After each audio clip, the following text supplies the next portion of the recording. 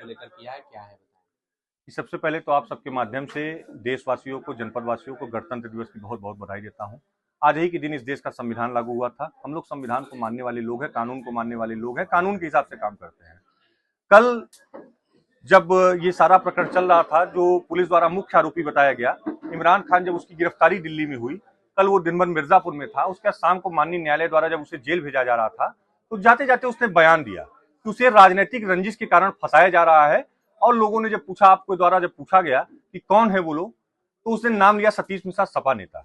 तो सतीश मिश्रा सपा नेता मैं ही हूं।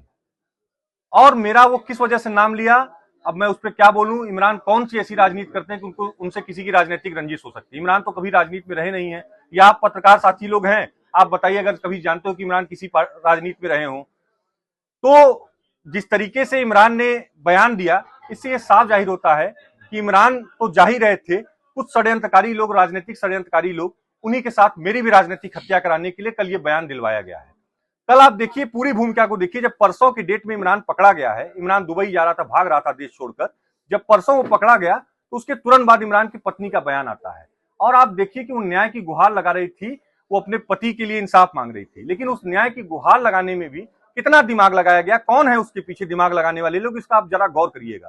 क्योंकि जिस तरीके से पूरा पीछे साड़ी वगैरह बांधकर और ये बयान दिलाया गया कि वो हर साल की भांति इस साल भी अपने पति के साथ सालगिरह मनाने जा रही थी, शादी की सालगिरह मनाने जा रही थी। तो मैं आप लोगों के माध्यम से पूछना चाहता हूं कि जिसका पूरा परिवार मुकदमे में फंसा हो, 19 तारीख को एक एफआईआर होती है, 20 तारीख को दूसरी एफआईआर होती है, सभी के खिलाफ मुकदमे हैं। एक भाई जेल चला गया, पूरा परिवार मुकदमे में, बहनोई जेल चला गया, बूढ़े माँ बाप दर दर भटक रहे हैं, और वो आदमी सालगिरह मनाने दुबई जा रहा था, वो देश छोड़कर भाग रहा था। ये सबको जानकारी होगी, लेकिन इस चीज को छिपाया गया, दूसरी भूमिका बनाई गई। उसी तरीके से कल भी भूमिका बनाई गई। रही बात इमरान की, तो इमरान के बारे में बता दूं कि इमरान बहुत बड़ा फ्रॉड है। उसने मुझ जैसे कई लोगों की ठगी की हुई है। और आप देख रहे हैं कि बगल में उमाशंकर यादव जी हैं, बेहद गरीब व्यक्ति हैं। इनकी करोड़ों रुपए की जमीन उसने 60 लाख रुपए में अनैतिक तरीके से इनसे एग्रीमेंट ले लिया, और इनका जमीन वो जबरदस्ती कब्जा करना चाह रहा था। इन सभी मामलों को लेकर, और मेरे जो खुद का मामला था उसको लेकर मैं न्यायालय में गया। पहले तो मैं, आप देखिए, आप रख दिए हैं ये एप्लीकेशन पर गौर फरमाइएगा। मैंने इमरान के खिलाफ, इमरान 27/5/2025 को ही देश छोड़कर भाग रहा था। अगर आप उसका पासपोर्ट निकलवा दी, टिकट उसका हुआ था, वो उसी समय देश छोड़कर भाग रहा था। मुझे इसकी जानकारी हुई 26/5/2025 को। मैंने एसपी साहब के यहाँ एप्लीकेशन दिया। एसपी साहब ने त्वरित कार्रवाई करते हुए कटरा कोतवाल को निर्देशित किया इसकी जांच की जाए।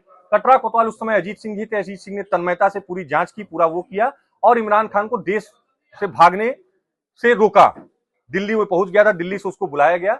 और उसके बाद, लेकिन जो मेरा एप्लीकेशन था कि उसका वीजा पासपोर्ट है, जिसके खिलाफ इतने आपराधिक मुकदमे दर्ज हैं, इमरान के खिलाफ मिर्जापुर में कई थानों में मुकदमे दर्ज हैं, न्यायालय में मुकदमे दर्ज हैं, चेक बाउंस के दर्जनों मुकदमे दर्ज हैं, बनारस में मुकदमे दर्ज हैं, बनारस के न्यायालय में मुकदमे दर्ज हैं, और अन्य भी जिलों में अगर पड़ताल की जाए तो मुझे लगता है बहुत मुकदमे उसके ऊपर दर्ज हैं। ऐसे व्यक्ति का कैसे, किस प्रकार पासपोर्ट और वीजा बन गया? तो मैं उसके वीजा और पासपोर्ट को निरस्त करने के लिए एप्लीकेशन दिया था। लेकिन एक पुलिस विभाग में भी सुरक्षा कवच बन गए थे इमरान के, उन्होंने वीजा पासपोर्ट को रद्द नहीं किया, न तो जमा किया आज, जिसके कारण फिर से वो दोबारा भागने में प्रयास में था। उसके बाद 28 तारीख को जब इमरान लौटा, 28 तारीख को इमरान बौखलाहट में एक अनर्गल आरोप मेरे ऊपर लगाया। मुख्यमंत्री पोर्टल पर मेरी शिकायत की, और तमाम माध्यम से डीआईजी, आईजी के माध्यम से शिकायत किया। उसने आरोप, कई अनर्गल आरोप लगाए, जिसकी पूरी जांच हुई। मुझे बुलाया गया, मैं 2 घंटे के अंदर सारा डॉक्यूमेंट, इमरान से रिलेटेड जो भी डॉक्यूमेंट था, जो भी मेरा पैसा वगैरह था, सब मैं लेकर पहुंचा। इमरान को पुलिस बुलाती रह गई। इमरान पहले नहीं आए, 10 दिन नहीं आए। पहले उन्होंने बहाना बनाया कि 4 दिन बाद उनका त्योहार है, त्योहार की वजह से वो नहीं आ रहे हैं। फिर उन्होंने बहाना बनाया कि वो मेडिकल को लेकर अपने बच्चे को गए हुए हैं। इस तरीके से इमरान लगातार पुलिस को गुमराह कर रहे थे। चूंकि वो अनर्गल आरोप लगाए तो उनके पास कोई सबूत नहीं था। फिर जब पुलिस ने उनको कहा कि नहीं, आपके खिलाफ मुकदमा दर्ज हो जाएगा, आप आ जाइए, नहीं आपके खिलाफ मैं मुकदमा दर्ज कर दूंगा, तब इमरान आए। और इमरान ने जो भी साक्ष्य प्रस्तुत किया, सारे साक्ष्य उनके जांच किए गए। मेरा ही पैसा इमरान के ऊपर निकल रहा था। फिर उसके बाद 1 महीने बाद, मैं 1 महीने लगातार इमरान के खिलाफ सबूत इकट्ठा किया, सारे उनके बनारस से लेकर यहाँ सबूत इकट्ठा किया। उसके बाद मैंने फिर से एक शिकायत की एसपी साहब के यहाँ, जिसकी जांच सीओ साहब को सौंपी गई। और आप अगर इसको पढ़ेंगे तो आपको आश्चर्य होगा, मैंने साफ साफ इसमें लिखा है कि विपक्षी अपने जिम व्यवसाय के माध्यम से अवैध कार्यों को व अश्लीलता को संचालित करता है, जिम बंद होने के पश्चात कई गलत प्रकार के लोगों का आना जाना होता है, जिसका जिम में लगे सीसीटीवी फुटेज से भी प्राप्त किया जा सकता है। हो सकता है उस दौरान सीसीटीवी फुटेज बंद हो। इसके साथ ही विपक्षी लोगों को धमकाने व हनक बनाने के लिए आजकल अपनी सभी गाड़ी फॉर्च्यूनर, स्कॉर्पियो, एसयूवी व अन्य गाड़ियों पर भाजपा का झंडा, विधायक पास और हूटर लगाकर जो नियम विरुद्ध चलता है। ये आपने कब दिया था एप्लीकेशन? ये मैंने दिया था 23/6/2025 को, जिसकी जांच सीओ सिटी साहब को आई थी, लेकिन उसमें रिपोर्ट लगा दी गई कि इनका और इमरान का जमीनी विवाद है, इसलिए अनर्गल आरोप लगा रहे हैं। आज मेरे सारे अनर्गल आरोप सही साबित हुए। सतीश जी, कौन आपको फंसाना चाहता है? आपने कहा कि कुछ लोग जानबूझ करके मेरा नाम ले रहे हैं। कि देखिए, मैं कानून को मानने वाला व्यक्ति हूं। मैंने इमरान के खिलाफ तभी एप्लीकेशन दिया था तो सारे आरोप मैंने इकट्ठा कर लिए थे। जो व्यक्ति ये करवा रहा है, मैं पूरा सबूत इकट्ठा कर रहा हूं। जिस दिन मुझे मिल जाएगा मैं उसके नाम का भी पर्दाफाश करूंगा। जी देखिए, जाको राखे साइयां मार सके ना कोई, जब तक भगवान नहीं चाहेंगे कोई इस धरती पे किसी का कुछ बिगाड़ने वाला नहीं है। और आप सब जानते होंगे, मैं निष्पक्ष होकर अन्याय के खिलाफ न्याय की लड़ाई लड़ता हूं, वो फिर पीड़ित कोई हो। मैं धर्म, जाति, मजहब के ऊपर उठकर राजनीति करने वाला व्यक्ति हूं और अन्याय के खिलाफ न्याय की लड़ाई लड़ता हूं। सदैव मैंने, चाहे मेरे व्यक्ति का अगर मेरी जाति का दोषी व्यक्ति होगा तो मैं उसके खिलाफ भी कार्रवाई किया हूं।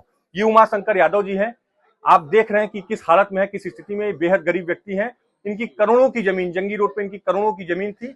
इमरान ने इनको धमका कर 1,90,00,000 रुपए में रजिस्ट्री करा ली और बाद में धोखे से रजिस्ट्री ले जाकर, रजिस्ट्री ऑफिस ले जाकर मात्र 60 लाख रुपए में इनसे रजिस्ट्री एग्रीमेंट करा लिया।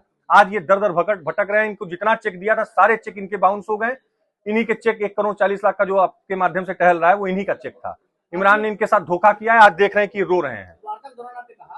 बीजेपी के झंडे लगे गाड़ी, क्या कोई बीजेपी के नेता का हाथ है इसमें? जी, अब किसका हाथ है, जब तक मैं पुख्ता सबूत नहीं इकट्ठा कर लेता हूं। बाकी उसके फोटोज वायरल हुए हैं, आप भी देख सकते हैं कि किसका हाथ है। सतीश जी, बीजेपी कार्यालय का फोटो तो वायरल हुआ है और बीजेपी का झंडा उसकी गाड़ियों में लगा रहता था। विधायक पास लगा हुआ है। अगर बीजेपी का झंडा लगा हुआ है, 5 के 5 गाड़ी में विधायक पास लगा हुआ है। मैंने उसकी लिखित में शिकायत की थी और ये नियम विरुद्ध है, लेकिन उस समय सीओ सिटी साहब द्वारा कहा गया कि ये मेरा काम नहीं है। ट्रैफिक पुलिस चौराहे खड़ी रहती है, जिस दिन विधायक पास लगा हुआ गाड़ी दिखेगा ट्रैफिक पुलिस रोक के जांच करेगी। आप पत्रकार भाई है, बताइए कि किसी फॉर्च्यूनर में अगर विधायक पास लगा रहेगा तो ट्रैफिक पुलिस उसकी जांच करेगी? आज अगर उसी समय मेरे एप्लीकेशन का जांच कर लिया गया होता तो आज शायद ये नौबत ना आती। मिर्जापुर की तमाम निर्दोष लड़कियां, तमाम बच्चियां आज बच जाती। दूसरी बात, मैं ये भी कहना चाहूंगा कि मेरे आरोप हटा दीजिए। हो सकता है मैं गलत आरोप लगा रहा हूं, ठीक है। इमरान के पिता ने इमरान के खिलाफ आरोप लगाए थे और वो भी रिकॉर्ड में है। डायल 100 के माध्यम से इमरान के पिता ने पुलिस को बुलाया था और कहा था कि मेरे लड़के का मिर्जापुर से लेकर दुबई तक के माफियाओं से संबंध है, अगर इसकी जांच कर ली जाए। ये सारे अनैतिक कार्य करता है, मैं नमक रोटी खा लूंगा लेकिन इस नालायक के साथ नहीं रहूंगा। चूंकि एक ईमानदार व्यक्ति है इमरान के पिता, पुलिस विभाग में रहे हुए हैं। उन्होंने आरोप लगाया था और उन्होंने कहा था कि इसने मेरे पैसे की ठगी कर लिया। रिटायर होने के बाद मेरे सारे पैसे को इमरान ने हड़प लिया और मुझे बंदी बनाकर रखा हुआ है।